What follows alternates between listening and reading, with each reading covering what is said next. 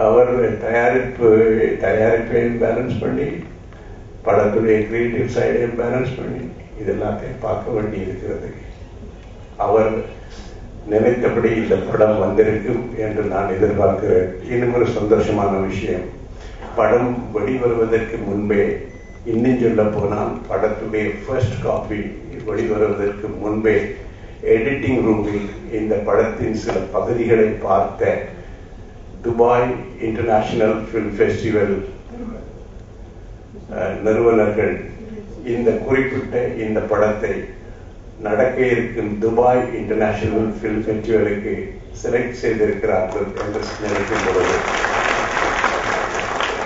பெருமையாக இருக்கிறது, கௌரவமாக இருக்கிறது. கங்க்ராச்சுலேஷன்ஸ் தனஞ்சயன், கங்க்ராச்சுலேஷன்ஸ் மீரா கதிரவன். இந்த படத்தில் விஜய் ஆண்டனி இசையமைத்திருக்கிறார். இந்த படத்தின் பாடல்களை இதற்கு முன்பு கேட்டிருக்கிறேன். மீரா எனக்கு போட்டு கேட்க சொல்லி கேட்டிருக்கிறேன். இப்பொழுது விஷுவல்ஸாக அதை பார்க்கும் பொழுது சந்தோஷமாக இருக்கிறது. விஜய் ஆண்டனிக்கு என்னுடைய பாராட்டுகள். உதிரி செய்தியாக ரீரெக்கார்டிங் செய்து முடிந்தபின் அவருக்கு பிடித்த மாதிரி இன்னொரு தடவை செய்ய வேண்டும் என்று ஆசைப்பட்டு அதையும் செய்து கொடுத்திருக்கிறார். அவருக்கு என்னுடைய பாராட்டுகள், நன்றி. தமிழ் சினிமாவை இன்றைய தமிழ் இளைய படைப்பாளிகள் ஒரு நல்ல பாதையில் எடுத்து சென்று கொண்டிருக்கிறார்கள் என்பதை பார்க்கும் பொழுது, உணரும் பொழுது மிக மிக சந்தோஷமாகவும் கர்வமாகவும் இருக்கிறது. அதே சமயத்தில் தமிழ் சினிமா இன்னும் சில விஷயங்களை தவிர்க்க வேண்டி இருக்கிறது. அதை விழாவாரியாக என்னென்ன விஷயங்கள் என்று நான் இங்கு சொல்லிக் கொண்டிருக்க விரும்பவில்லை. The ethnic quality of our villages, அந்த விஷயமும், நம்முடைய கிராமப்புற, நம்முடைய அதிகாரம் பூசாத நம்முடைய முகங்களும், நம்முடைய பழக்க வழக்கங்களும், நம்முடைய குழு அடையாளங்களும், எத்னிக் குவாலிட்டி குழு அடையாளங்கள், இதெல்லாம் சரிதான். ஆனால் உங்களுடைய கதை வாழ்க்கையிலிருந்து எடுக்கப்படும் நம்பகத்தன்மை கொண்ட, நம்முடைய வாழ்க்கையோட நேரடியாக சம்பந்தப்பட்ட கதைகளாகவும் இருந்தால் இன்னும் சிறப்பாக இருக்கிறது. பல படங்கள் இன்னும் சிறப்பாக இருக்குமே என்று எனக்கு படுகிறது. நீங்கள் கமர்ஷியல் சினிமா என்று சொல்லிக்கொண்டு இதில் இதில் நீங்கள் வைக்கும் பல விஷயங்களால் தான் உங்கள் படங்கள் ஓடுகின்றன என்று நீங்கள் நினைத்துக் கொண்டிருக்கலாம். உண்மை அது அல்ல.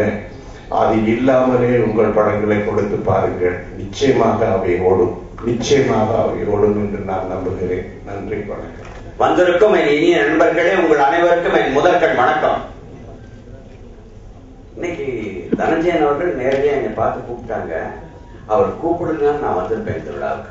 ஏன், இந்த மோசர்வேர் கம்பெனிக்கு இந்த தொழிலே நன்றி கடன்படும். ஏன்னா 84 இல்ல 85 அப்பதான் முதல்ல திருட்டு வீடியோ வர ஆரம்பிச்சது. திருட்டு வீடியோ வந்த உடனே அதுக்காக நாங்க எவ்வளவு பயந்தோம் தெரியுமா? இந்த சினிமா தொழிலே அழிஞ்சிருங்கிற ஒரு நிலைமை வந்துருச்சு. ஆனா அந்த கேமரா பிரிண்ட்ல இருந்து நல்ல டேப் வந்து, அப்புறம் விசிடி ஆகி, அப்புறம் திருட்டு டிவிடி வரைக்கும் வந்துருச்சு. ஆனா இந்த திருட்டு டிவிடியுமே வாடகைக்கு வாங்கினா 30 ரூபா ஆகும். இந்த மோசடி பேர் என்ன பண்ணாங்க, இவங்களே படங்களை வாங்கி அதுக்கு அசல் டிவிடி போட்டு அது விலையே 20-25 ரூபாய்க்கு கொண்டு வந்தாங்க. நீ வாடகைக்கு திருட்டு விசிடி என்ன விலைக்கு எடுப்பியோ அதை விட கம்மியான விலைக்கு நீயே பர்மனண்டா வச்சுக்கலாம். அதனால இந்த தொழிலுக்கு பணத்தையும் கொடுத்தாங்க. அதனால இந்த தொழில் வாழ்றதுக்கு திருட்டு டிவிடியை எவ்வளவுதான் அரசாங்கங்கள் நம்மளோட இருந்தாலும் யாராலும் அதை அழிக்கவே முடியவில்லை. கள்ளச்சாராயம் மாதிரி அதை அழிப்பதற்கு ஒரே வழி, நாம அதோட போட்டி போட்டு ஒரு டிவிடியை கொண்டு வர அதை செய்து கொண்டிருக்கிற இந்த மோசடி பேர்.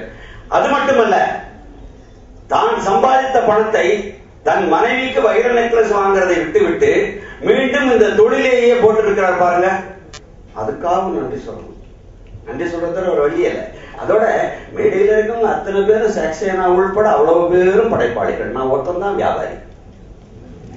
அது வியாபாரிங்கிறக்கா இங்க கூப்பிட்டாங்கன்னு எனக்கு தெரியல. மேடைக்கு அவ்வளவு பேரும் படைப்பாளிகள். எவ்வளவு பெரிய படைப்பாளிகள். அதுவும் இந்த படத்தினுடைய பாடல்களை பார்க்கும் பொழுது நான் பிறந்த என்னுடைய அழகிய கிராமம் தான் ஞாபகத்துக்கு வந்தது. எனக்கெல்லாம் ஒரே இயக்கம். அந்த மாதிரி கிராமத்திலேயே எங்க அப்பா மட்டும் மதராசுக்கு வந்து ஒரு பிலிம் பைனான்சர் ஆகாம இருந்திருந்தா நானும் இந்த ஊர்ல இந்த மாதிரி சைக்கிள் யாரையா வச்சு ஓட்டிட்டு போயிருப்பேன். அதையும் மகேந்திர மாதிரி, பாலுமேந்திரா மாதிரி, சத்யஜித் ராய்கள் நிறைய பேர் இருக்காங்க. அவங்கள யாராவது பார்த்துருந்தா ஒருவேளை இவனையே வச்சு படம் எடுத்திருப்பாங்க. இப்ப போய் கூப்பிடுறாங்க இது நடிக்கிறதுக்கு. அதனால இந்த படத்தினுடைய மண் வாசனை, மண் வாசனை உங்களை அனுபவிச்சுதான் தெரியும். மதராஸ் இந்த வாசனை வராது. ஆடி மாசத்துல முதல்ல மழை வரும். மழை வந்த முதல் துளி விழுந்த உடனே ஒரு வாசம் வரும் பாருங்க மண்ல இருந்து. அது அனுபவிச்சுன்னு தான் தெரியும். அது இந்த படத்துல காமிச்சிருக்காங்க. ரொம்ப அருமையா இருக்கு. இந்த மண் வாசனை அனுபவிக்கணும்னு நினைக்கிறோம் அவ்வளவு பேரும் சென்னையிலேயே பிறந்து வளர்ந்து மண் என்றால் என்னவென்று தெரியாமல் ஒரு கான்கிரீட் ஜங்கிள் இருக்கும் அனைவருக்கும் இந்த படத்தினால கண்டிப்பாக மண் வாசனை தெரிய வரும். நன்றி பாரதிராஜா சொன்னார், பாலமேந்திரா சொன்னாரு. அதனால இந்த படம் மிகப்பெரிய வெற்றியை கொடுக்க வேண்டும். இவர்கள் மேலும் மேலும் படம் எடுக்க வேண்டும். குறைந்தது வருஷத்துக்கு ஒரு 10 படமா இவங்க எடுக்கணும். அதை சாக்சேனா வாங்கினாலும் சரி, வாங்கலைனாலும் சரி, இவங்க எடுக்கணும். இவங்களால முடியும் என்று நான் அப்பன் ஈசனை வணங்கி விடைவரைக்கும். நன்றி, வணக்கம்.